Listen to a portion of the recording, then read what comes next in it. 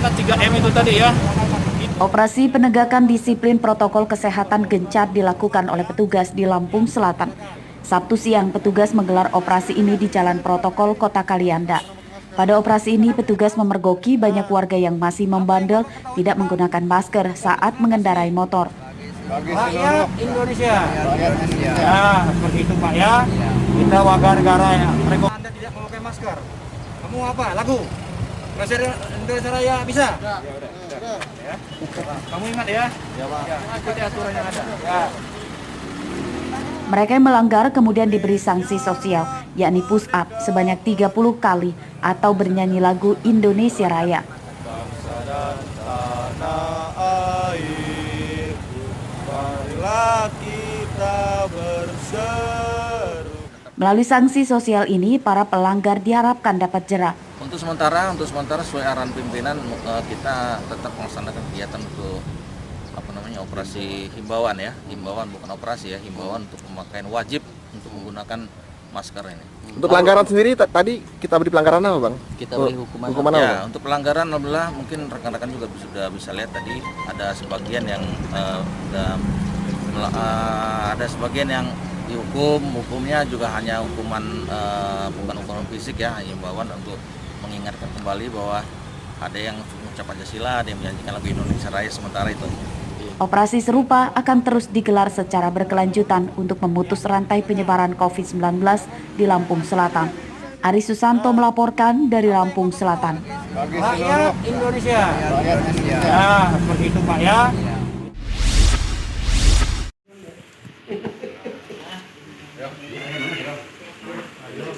Dukungan moral dan material harus terus diberikan kepada warga yang terinfeksi COVID-19.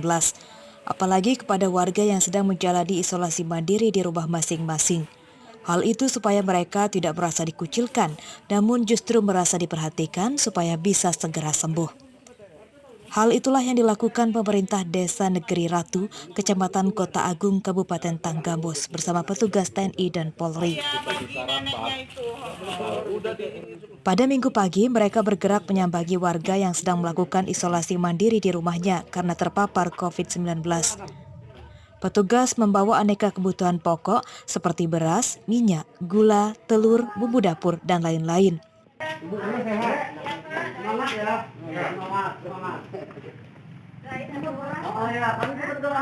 Bantuan yang berasal dari Dinas Sosial Kabupaten Tanggamus tersebut diberikan langsung dengan menerapkan protokol kesehatan. Selain mengantarkan bantuan secara langsung, petugas juga memberikan semangat kepada warga supaya bersabar dan segera bisa sembuh. Yang teras ini aja. Ya, teras saja, teras.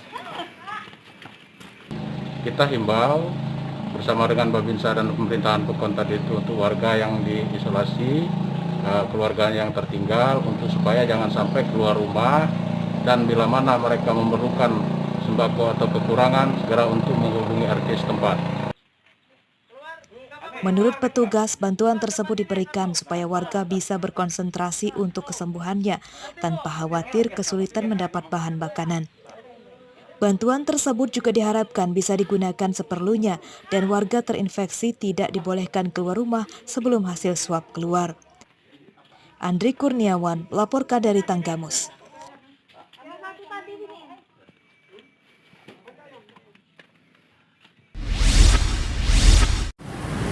Ujian gratis segera dimulai. Pemerintah Kota Bandar Lampung fokus berupaya membangkitkan perekonomian industri kecil menengah (IKM) dan usaha mikro, kecil, dan menengah (UMKM) yang sedang dilanda kelesuan dampak masa pandemi COVID-19. Herman HMM, yang terhormat Bapak Inspektur, kami banggakan Bapak Ibu IKM. Sabtu siang, Pemkot mengundang para pengusaha IKM dan UKM untuk diberikan bimbingan teknis dan bantuan berupa peralatan produksi berupa alat pengemasan produk.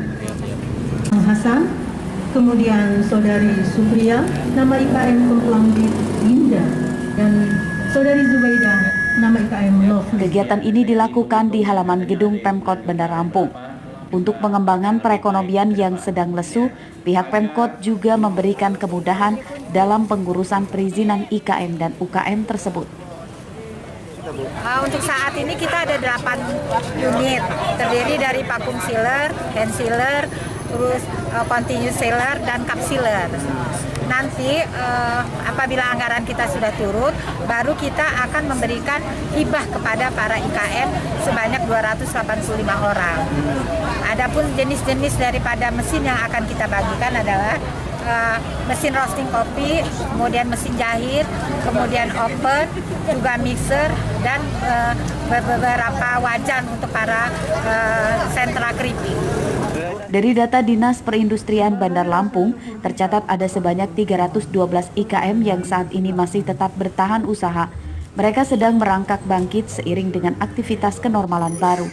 Jeffrey Arifin melaporkan dari Bandar Lampung. Hasan, kemudian Saudari Supriya, nama IKM Kemplang Ginda, dan Saudari Zubaidah, nama IKM Lovely.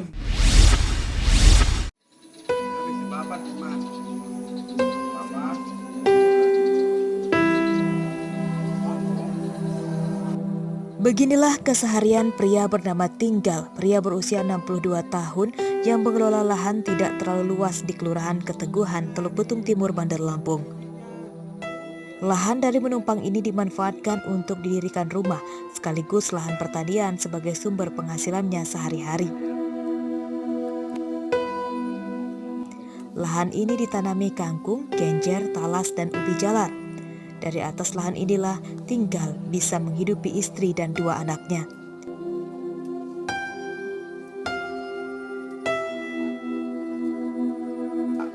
Boleh aja di sini nanam-nanam. Oh, dibolehin sama yang punya tanah. Nah, untuk hasil sendiri apa aja, Pak, nanti? Ya, untuk hasil tanamannya apa aja? Ini cabai, mantang, pisang, gitu. Sama apa tadi yang tadi Abah petik? Kangkung. Kangkung. Kangkung genjer. Kalau keseharian apa memang bercocok tanam itu? Ya, sehari-hari sini. Seluruh hasil bertaninya langsung dijual ke pasar yang lokasinya tidak terlalu jauh dari rumahnya. Setiap harinya penghasilan bertani sayuran ini rata-rata Rp50.000. Ini sayuran apa? Ya bisa beli apa dia. Terus gimana? Ya, mana-mana enggak ini mah enggak makan apa. Redang mana ya. Meski hidup miskin di atas lahan menumpang, keluarga ini tetap bersemangat hidup, tidak mau menggabis. Tinggal selalu bersyukur dengan rezeki yang didapatnya. Tinggal bercita-cita ingin mendirikan warung, namun masih terkendala pada modal. Dirinya saat ini sedang berusaha menabung dari hasil bertaninya tersebut untuk mewujudkan cita-citanya. Arsadi Saputra, laporkan dari Bandar Lampung.